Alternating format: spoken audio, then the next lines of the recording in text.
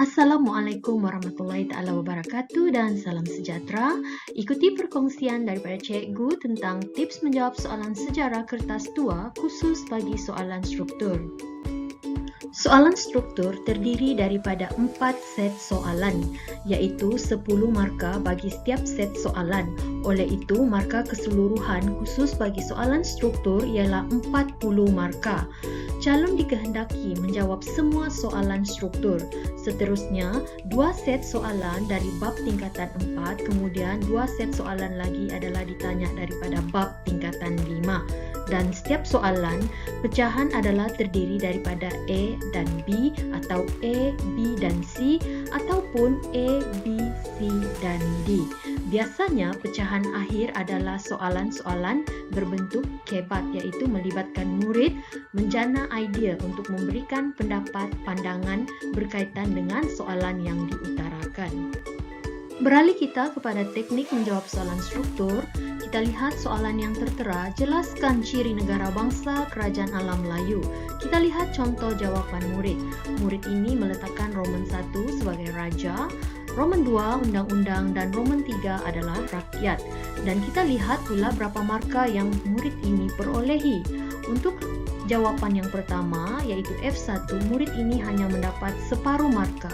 Kenapa murid ini mendapat separuh markah? Kerana murid tidak sepatutnya meletakkan Roman 1. Murid sepatutnya menjawab menggunakan ayat yang lengkap. Kemudian kita lihat yang kedua sama juga separuh markah, seterusnya yang ketiga separuh markah. Oleh itu murid ini hanya mendapat 2 markah, iaitu 1/5 dibundarkan menjadi 2.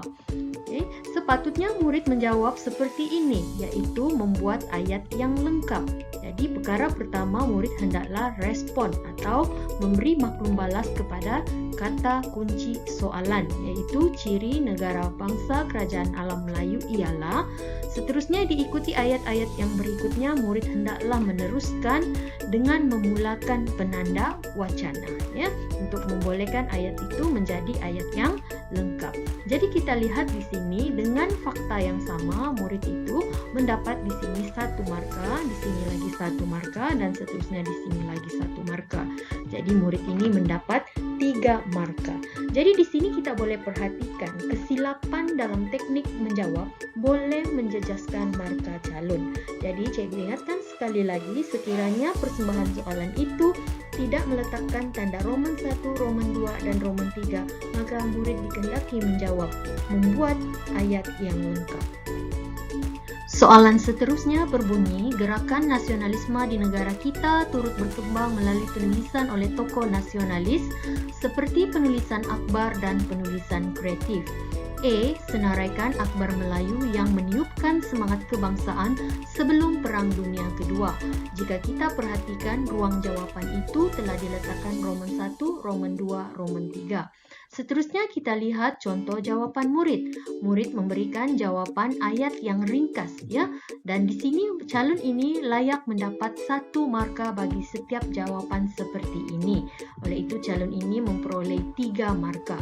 Satu lagi bentuk jawapan ialah seperti ini, yang mana murid menulis menggunakan ayat yang lengkap walaupun persembahan soalan itu ada diletakkan Roman 1, Roman 2 dan Roman 3. Kita lihat jawapan pertama, akhbar yang meniupkan semangat kebangsaan ialah Utusan Melayu, selain itu akhbar Lembaga Malaya, seterusnya ialah akhbar Warta Malaya. Jadi di sini murid ini juga layak mendapat 3 markah penuh.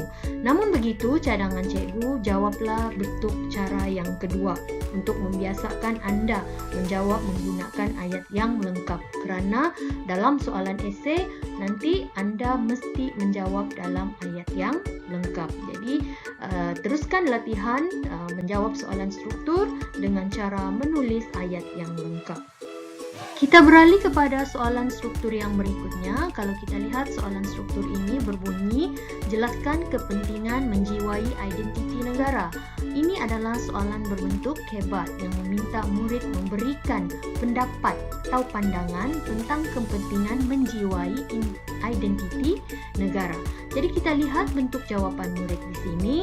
Murid ini memberikan respon kepada kata kunci soalan, iaitu kepentingan menjiwai identiti negara. Okey, kemudian ayat yang berikutnya dimulakan dengan penanda wacana. Seterusnya kita lihat ayat pertama.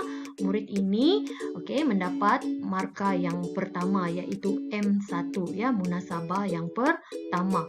Seterusnya selepas itu murid cuba menerangkan isi yang pertama, maka murid ini mendapat lagi 1 markah. Berikutnya adalah ayat yang kedua. Ayat kedua ini juga murid cuba menyatakan fakta yang pertama atau isi yang pertama, kemudian menerangkan isi tersebut, juga mendapat 1 lagi markah. Seterusnya ayat yang ketiga, murid memberikan 1 lagi isi, dan yang terakhir memberikan 1 lagi isi yang diikuti dengan 1 huraian, maka murid itu juga layak mendapat markah untuk isi dan huraian.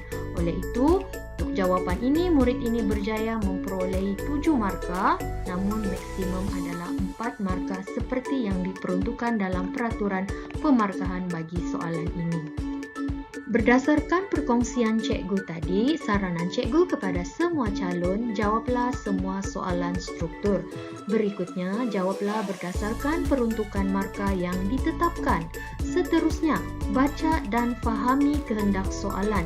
Garis kata kunci soalan bagi memudahkan murid fokus dan memahami kehendak soalan. Berikutnya, jawablah soalan yang senang dahulu. Kemudian, apabila telah selesai, beralihlah kepada soalan yang sukar tersebut. Seterusnya, hendaklah membuat ayat lengkap, ringkas dan padat. Dan yang terakhir, jawablah di ruang yang telah disediakan. Semoga anda cemerlang dalam mata pelajaran sejarah. Jangan lupa like dan subscribe untuk mengikuti video cikgu yang seterusnya. Sekian dan terima kasih.